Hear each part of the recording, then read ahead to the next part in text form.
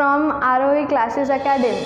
Today I am going to support you in your SS. अब बच्चा आप सब 10th स्टैंडर्ड में हो राइट। आप सब सोचते होगी कि मैम प्लीज़ कोई ऐसा टेक्निक बताओ कि हमें SS के जितने भी चैप्टर्स हैं वो इजीली याद हो जाए।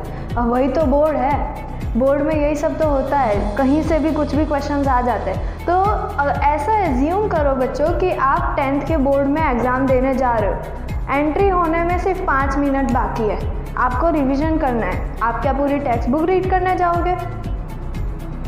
ऑफ कोर्स नो, उतने 5 मिनट में आप कौन सा टेक्स्ट बुक रीड कर पाओगे। इसके लिए यहाँ पे आपकी कृति मैम ने एक टेक्निक निकाला है जिसको हम नाम देते हैं माइंड मैप। अभी Kriti ma'am what this mind map is, means ये माइंड मैप है क्या ma'am? Okay, so mind map is nothing but ऐसा एज्यूम करो कि ये जो पूरा वाइट बोर्ड है ये आपका माइंड है। अब ये वाइट बोर्ड में आपको मैप बनाना है जो आपके चैप्टर से रिलेटेड होगा। नाउ अभी मैम हम माइंड मैप कैसे बनाएं? मुझे डर लगता है मैम, मैप कैसे बनाए यार, कैसे होगा अगर कुछ भी इधर उधर लाइन हो गई तो चिल गाइस, आप तो पूरा का पूरा मैप ही समझ गए। इसको तो पूरा का पूरा chapter number 1 that is heritage of India पूरा का पूरा रिवाइज कराने वाली हूँ with the help of mind map. और ये कब हो जाएगा, कैसे हो जाएगा, आपको पता भी नहीं चलेगा और आप सीख भी जाओगे कि how to make mind map. और just the thing is need कि आपका कॉन्सेंट्रेशन, योर अटेंशन एंड या subscribe, like and please do subscribe to our YouTube channel that is okay. जो भी है यूट्यूब चैनल पे प्लीज़ सब्सक्राइब कर देना ओके, अगर आपको लगे कि ये वीडियो हेल्पफुल हो रही है तो। So let us start. We are going to perform today chapter number 1 that is heritage of India. Now यहाँ पे आपको पहले तो पता होना चाहिए चैप्टर करने के पहले कि चैप्टर का एग्जैक्ट मतलब है क्या। Heritage of India, HOI, H for heritage, I for India, O for of okay. So यहाँ पे हम हेरिटेज के बारे में पढ़ने वाले हैं जो इंडिया का होगा। अब सबसे पहले हम क्या देखेंगे, पहली बात कि heritage, what is mean by heritage. तो हेरिटेज एक ऐसी चीज़ है जो आपके पूर्वज या तो आपकी नेचुरल, आपके जो सराउंडिंग नेचर है वो आपको गिफ्ट देती है। सो टेक्स्ट बुक में हम ये देखेंगे कि heritages are of 2 types. First is cultural, second is natural okay. अब सबसे पहले जिसकी बात होगी वो है natural heritage. Now first natural heritage are classified into many ways, और हमें पहले बताया गया है कि नेचुरल हेरिटेज का फर्स्ट क्लासिफिकेशन है लैंडस्केप। अभी लैंडस्केप है क्या? लैंडस्केप इज़ नथिंग बट कोई भी यूनिक शेप, कोई भी कैसे भी शेप के बने हुए कोई भी नेचर क्रिएचर, उनको हम बोलते हैं लैंडस्केप्स। नाउ लैंडस्केप का टेक्स्ट बुक में सबसे बेस्ट एग्जांपल दिया गया है वो है माउंटेन्स। आप सब ट्रिप पे गए होंगे राइट? ट्रिप पे जाते हो तो आप क्या देखते हो? माउंटेन्स। अगर आपने ट्रैवलिंग की होगी, माउंटेन्स देखोगे तो क्या आपने देखा है कि सारे के सारे माउंटेन्स ट्रायंगुलर ही होते हैं? क्या सब सेम शेप होता है कि कहीं से भी ऐसा ऐसा होता है? ऑफ कोर्स ऐसा ऐसा कहीं से भी होता है। दैट मीन्स कोई छोटे होता है, कोई बड़े होता है। दैट मीन्स लैंडस्केप का कोई पर्टिकुलर शेप, साइज़ कुछ नहीं होता है। अभी लैंडस्केप आपके लिए हेल्पफुल इसके लिए क्योंकि यहाँ से आपको स्ट्रेंज बर्ड्स, ऐसे बर्ड्स देखने मिलती है, ऐसे एनिमल्स दिखने मिलते हैं जो आपने कभी देखा नहीं होगा। तो फर्स्ट ऑफ ऑल वो हमें देती है स्ट्रेंज एनिमल्स। सेकेंड थिंग वो हमें देती है मेडिसिन्स। अब आपको एक चीज़ बता दूँ, भले ही जनरेशन मॉडर्न है लेकिन पहले के टाइम पे जब मॉडर्न जनरेशन नहीं होता था तब सारे वैदिक लोग नेचुरल लीव्स से ही मेडिसिन्स बनाते थे। Now second thing is reverse. तो नेचुरल हेरिटेज का सेकेंड बेस्ट एग्जांपल ये इज़ रिवर्स। रिवर्स को सब लोग लोक माता भी बुलाते हैं। अभी लोक माता क्यों बुलाते हैं यार? वाई इनको लोक माता क्यों बुलाया जाता है? सो लोक माता इसके लिए कि कभी आपने सोचा है कि अगर वर्ल्ड में वाटर की कमी हो जाए तो, मीन्स वाटर क्राइसिस, एकदम से वाटर ख़त्म पूरे, क्या करोगे? जब हमारे बॉडी में ही 70% वाटर है तो आपको लगता है कि हम विदाउट वाटर सर्वाइव कर पाएंगे? Not at all. ओके, सो इसके लिए लोक माता बोला जाता है। लोक मतलब लोगों की माता, goddess, goddess of people. Okay, फिर हम रिवर्स में ये देखे हैं कि रिवर्स में at the time of dawn and dusk बहुत फैसिनेटिंग होता है। डॉन एंड डस्क के टाइम पे फैसिनेटिंग बहुत होता है। Now what is dawn and what is dusk? Dawn and dusk is sunset and sunrise of the sun. Okay, तो जब सन डूबता है और सन ढलता है उसको हम लोग बोलते हैं डॉन एंड डस्क। तो टेक्स्ट बुक हमें ये बता रही है कि जो अर्ली वेदिक्स होते थे उनको रिवर्स के part eight the time of sunrise meditation करना बहुत पसंद था, और same at the time of sunset उनको मेडिटेशन करते उनको अच्छे अच्छे नॉलेज ज्ञान मिलता था। ओके, तो रिवर्स में हमने ये देखा। फिर हम देखेंगे वाइल्ड लाइफ।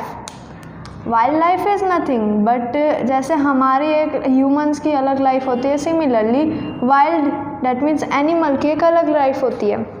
वो लोग अपना, उनका अलग हैबिटेट होता है। हैबिटेट मतलब लाइफस्टाइल, उनका अलग ही हैबिटेट होता है, अलग ही लाइफस्टाइल होता है। तो टेक्स्ट बुक हमें ये कह रहा है कि अगर आपके अंदर ह्यूमैनिटी दैट मीन्स इंसानियत बची हो तो प्लीज़ उनको हैरास मत करो, उनको परेशान मत करो। And it is my also humble request everyone के अगर कोई जानवर आपको दिखे तो प्लीज़ उसको हार्म मत करो। उनकी भी अपनी लाइफ होती है जैसे हमारी होती है। And even we are also animal, हम भी एक सोशल एनिमल है। अब सोशल स्टडीज़ कर रहे हैं और मैं आपको ये बता रही हूँ कि हम सोशल एनिमल है। सिमिलरली वो उनकी भी लाइफ है, सो प्लीज़ उनको प्लीज़ हार्म मत करो आप। Second thing, fourth part of nature heritage is vegetation. Vegetation क्या है आप नाम से सुन गए, that is related to vegetables. कभी सोचा है बच्चों वेजिटेबल्स घर पे ही रहे तो मज़ा आ जाएगी, मम्मी कहाँ से साग रोटी खिलाएगी हम लोग को। We are going to just eat wafers, biscuits, chocolates. Yes, मैंने भी पहले यही सोचा था, बट एक टाइम जब वेजिटेबल्स घर पे ना आए ना तो कितना मीठा खाओगे, कितना बाहर का खाओगे। एक टाइम तो आएगा जब वेजिटेबल्स की याद आएगी। सो वेजिटेबल्स का इम्पोर्टेंट में नेचुरल हेरिटेज ख़त्म हो गया और आपको पता भी नहीं चल रहा होगा कि हमारा नेचुरल हेरिटेज ख़त्म हो गया। ओके, और ये बन गया mind map of natural heritage. Now cultural heritage. Cultural heritage को मैन मेड हेरिटेज भी बोला जाता है, और मैन मेड इसके लिए बोला जाता है क्योंकि इसको इंसानों ने ही बनाया होता है। अब यहाँ पे हम बात करेंगे चैप्टर में, वो होगा दो चीज़ की। कल्चरल में दो चीज़ की बात किया जाएगा, एक तो एंसिस्टर्स एंड दूसरा, एंसिस्टर्स का मतलब होता है बच्चों पूर्वज। पूर्वज हमारे फोर फादर्स, उनको हम बोलते हैं एंसिस्टर्स। सेकेंड थिंग हम देखने जाएंगे वो होगा डिसेंडेंट्स। डिसेंडेंट्स का मतलब होता है हम। आपके घर पे भी दादा दादी होंगे, आपके दादा दादी आपके डिसेंडेंट, आप दादा दादी के लिए पूर्वज होंगे। ओके, तो दादा दादी आपके पूर्वज है और आप डिसेंडेंट हो उनके। आपको कॉन्सेप्ट क्लियर हुआ what is the difference between descendant and ancestors. Ancestors मतलब दादा दादी, पूर्वज, फोर फादर्स, एंड डिसेंडेंट मतलब वंश, हम लोग जो उनकी जनरेशन आगे बढ़ते हैं उनको हम लोग बोलते हैं डिसेंडेंट्स। तो जैसे ही आप ओपन करोगे टेक्स्ट बुक, आपको ये बताया गया एक श्लोका में कि इंडिया नॉर्थ में अप टू हिमालय तक एक्सटेंड करता है, इन साउथ इंडियन ओशन तक, और ऐसा कहा जाता है कि हर एक जनरेशन को डिसेंडेंट्स बोला जाता है और वो डिसेंडेंट्स को हम लोग इंडियंस बोलते हैं। ओके, ऑफ कोर्स हम हिंदू हैं, हम इंडियन हैं, हमें क्या बोला जाता है, इंडियन। अगर हमारे भी डिसेंडेंट्स निकलेंगे तो उनको भी हम लोग ऑफ कोर्स इंडियंस बोलेंगे, हम कोई पाकिस्तानी, नेपाली ऐसा तो नहीं नाम देंगे। ओके, तो ये हमें टेक्स्ट बुक बता रहा है। नाउ कल्चरल हेरिटेज में हम लोग नॉर्मल देखेंगे कल्चरल हेरिटेज का, एंड सेकंड हम लोग देखने जाएंगे वो है गुजरात। अब क्योंकि हम गुजरात बोर्ड के हैं, गुजरात में रहने वाले, तो हमें गुजरात का हेरिटेज पता होना ही चाहिए। ओके, सो यहाँ पे हम बात करेंगे first of all cultural heritage. Okay, so cultural heritage जिसमें हम देखने जाने वाले हैं Indus valley civilisation. Indus valley civilisation एक सिविलाइजेशन है जो हमें ये बताता है कि हमारा कल्चरल हेरिटेज कितना पुराना है। ओके, ये कौन बताता है हमें? इंडस वैली सिविलाइजेशन बताता है। सेकेंड थिंग, वो हमें ये बताता है कि हमारा जो कल्चरल हेरिटेज है वो 5000 ईयर्स पुराना है। मीन्स सोच सकते हो 5000 ईयर्स। अब उनको कैसे पता चला कि 5000 ईयर्स पुराना है? उनको ऐसे पता चला कि उन्होंने सबसे पहले डिस्कवरीज की। आप सबको पता ही होगा डिस्कवरी और इन्वेंशन का डिफरेंस। इन्वेंशन का मतलब वो होता है कि वो चीज़ जो कभी किसी के सामने आई ना हो और वो मैं बना दूँ, उसको हम बोलेंगे इन्वेंशन। और डिस्कवरी का मतलब वो होता है कि कोई चीज़ अगर खो गई है, दब गई है, उसको अगर मैं निकालूँ और बताऊँ कि देखो ये चीज़ खो गई थी, अभी इसको हमें प्रिवेंट करना है सब में, तो उसको हम बोलेंगे डिस्कवरी। तो इंडस वैली सिविलाइजेशन ने बहुत कुछ डिस्कवरी की। ओके, उन्होंने बहुत कुछ डिस्कवर किया। और वो सब कुछ नहीं था, एक आइडल्स थे, डांसर्स थे, वो सब एक मिट्टी के बने मूर्तिस थे। ओके, गॉडेस, गॉड, ये सब का मूर्ति था, टॉयज था, ये सब हमें इंडस वैली सिविलाइजेशन से मिला। और जब ये इंडस वैली सिविलाइजेशन की मटेरियल्स को जब हमने क्या किया, रिसर्च किया, उनके बारे में परखा, उनको जानने की कोशिश की, तब हमें पता चला कि ये रिसर्च करने के बाद ये सब कितने साल पुरानी है, 5000 साल puरानी। और ऐसे हमें इंडस वैली सिविलाइजेशन ये बताता है कि हमारे पास जितनी भी कल्चरल हेरिटेज है वो सब 5000 ईयर्स बैक है। ओके, फिर हम देखेंगे अबाउट गुजरात हेरिटेज। नाउ बच्चों 10th स्टैंडर्ड के boys as well as girls सारे स्टूडेंट्स को प्रॉब्लम आती है गुजरात हेरिटेज में। आई डोंट नो इतना टफ आपको लगता है, but here is one solution of Gujarat heritage. मैं आपको एक बात बताती हूँ, जब आप टेक्स्ट बुक रीड करोगे तो आप देखोगे कि सारे जगह का नाम बताए गए है गुजरात के अंदर जो कुछ ना कुछ चीज़ों के लिए फेमस है। तो आप क्या करो कि उनको एक एक डिवाइड कर दो, मेन टाइटल दे दो। हम यहाँ पे बात करेंगे गुजरात हेरिटेज के बारे में। Gujarat heritage. Okay, now Gujarat heritage. बच्चा गुजरात में रह रहे, अगर बोलोगे यार ये तो नाइंसाफ़ी है, बाकी सारे कोई स्टेट का दे दे तो ये गुजरात का ही क्यों दिया?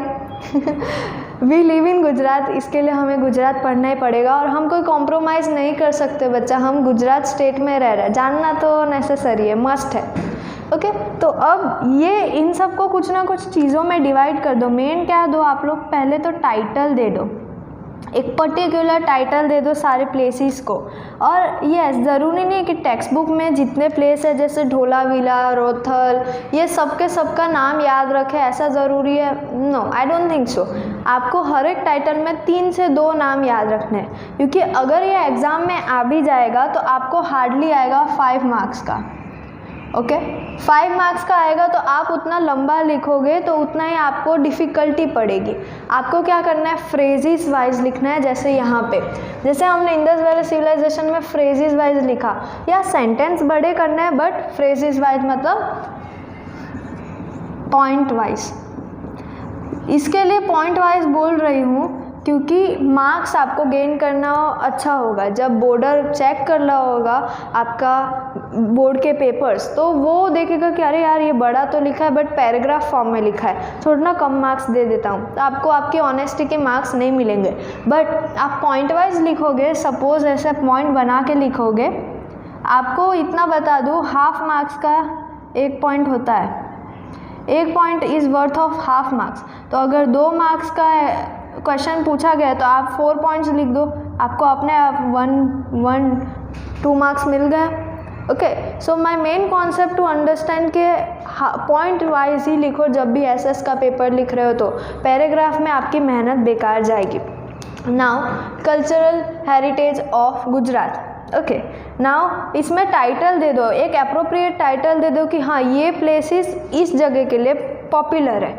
तो प्लेसेस के नाम जैसे आप लोग पिलग्रिमेज, पहले तो आप पिलग्रिमेज लिख दो, तो इसमें आप वो प्लेसेस के नाम रखो जो पिलग्रिमेज है, जहाँ पे सब लोग जाते हैं, विजिट करते हैं for pilgrimage reason. Second religious, वो प्लेस जो गुजरात में बहुत धार्मिक मानी जाती है, जैसे पावागढ़ हो गया, नंदा देवी, सुमित, ये सब 3 प्लेस कोई नाम लिख दो।